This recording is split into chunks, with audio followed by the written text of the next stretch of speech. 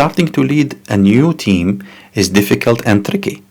So regardless whether you are a professional project manager or this is your first time leading the team. In this episode, I will explain the first steps a new project manager should take.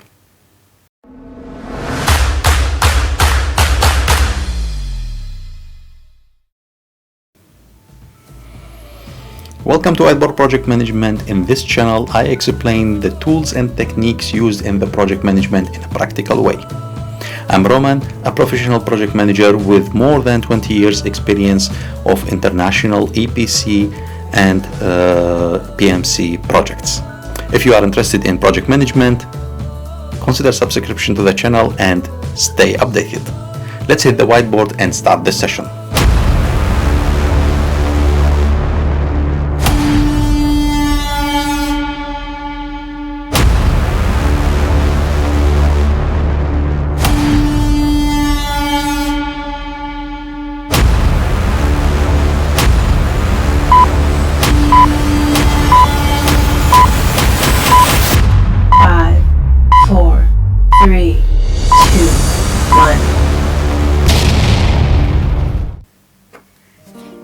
Okay, so the first steps a new project manager should do. Now, as a new project manager, you have been nominated for a project and you need to lead your team, whether it's an ongoing project or a new project. So if you are a new project manager and this is your really first project, or if you are an experienced project manager and you've been nominated to a new team. So you have now a new team to manage, and this is your challenge to manage. So you need to make your first steps, the right steps to start leading the team. So if we say that the project is always you have your team and you have your scope. Okay, so you have your scope of work and you have your team. Now the first step you need to do is to definitely check your scope, and you have the team who will do this work. So the team, let's say that you have 3 people to make it very easy. So you have A, B and C. Okay, and you have the scope where you have some activities. I mentioned these activities as small a, b, c, d to do.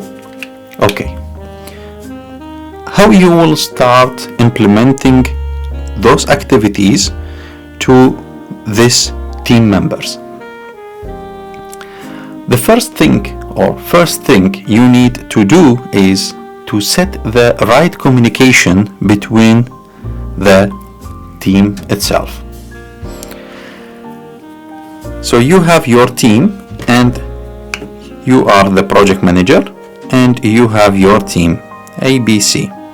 Okay, you need to make the communication between the team. So you are setting the communication links between A and project manager, B and project manager, C and project manager.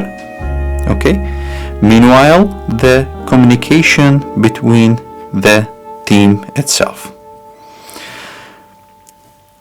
In another way, you are setting the communication links between the team members and between the team members with the project manager. This is a very simple triangle organization. There could be some different levels of organization, because this is like level 1, this is like level 0, and upper is the managing directors. Okay, so you are setting the communication links, the internal communication links and the external communication links, where you have the project manager with the managing directors or with other stakeholders. Okay, this is first thing. You set the communication links, you define these communication links, what to include. Means this line, if it's technical, if it's commercial, if it's related to a specific scope of work. So you define the communication links and define the links itself. This is the first. So first one is set your communication. Okay. Now, second thing, you need to understand the scope. Once you understand this scope, you need to set your priorities. You have the scope of work, A, B, C, D, and you can set that, okay, I have A and B as priority 1, C and D as priority 2. How you will define the priorities? This is depending on the business case and the contract condition of your project.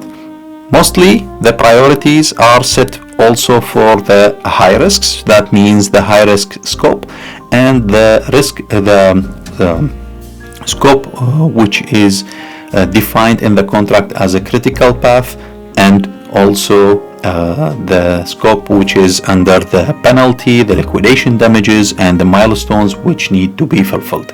There are many factors here. Okay, so you set your priorities. So this is number 2, set priorities. Okay. Now, once you set the priorities, you have the communication links. Now you need to delegate the work specific for this scope to nominated people. I have this scope, I will delegate it to person A. This scope I will delegate to person B. This scope to delegate to person C. Okay. So 3 is to delegate the work. Okay, once you delegate the work, now you need 4 to define the rules.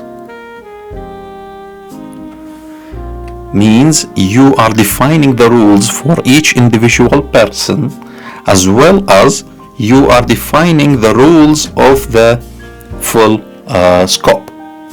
Okay, those are the first step, or the first four steps as a new project manager you need to do.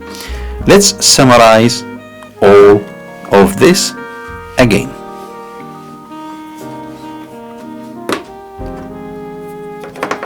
Okay, first is to set your communication. Second is to understand the priorities.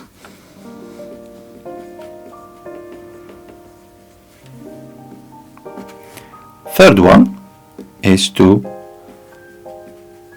define the work. Fourth one is to define the rules.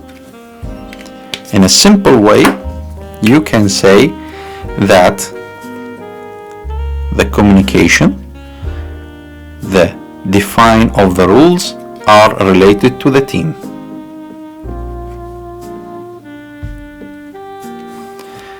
And understanding the priorities along with defining the work are related mostly to the scope.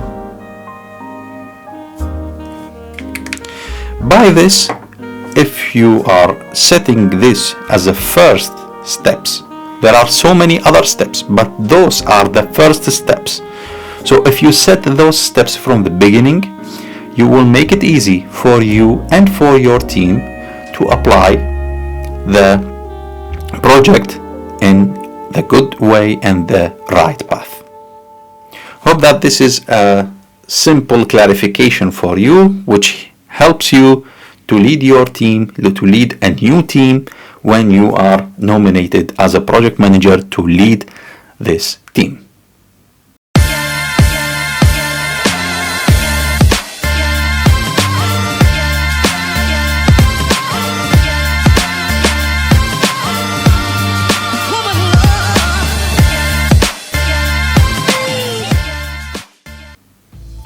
Thank you for watching, and if you like this episode, don't forget to subscribe and hit that bell icon button to be notified with all the new released videos.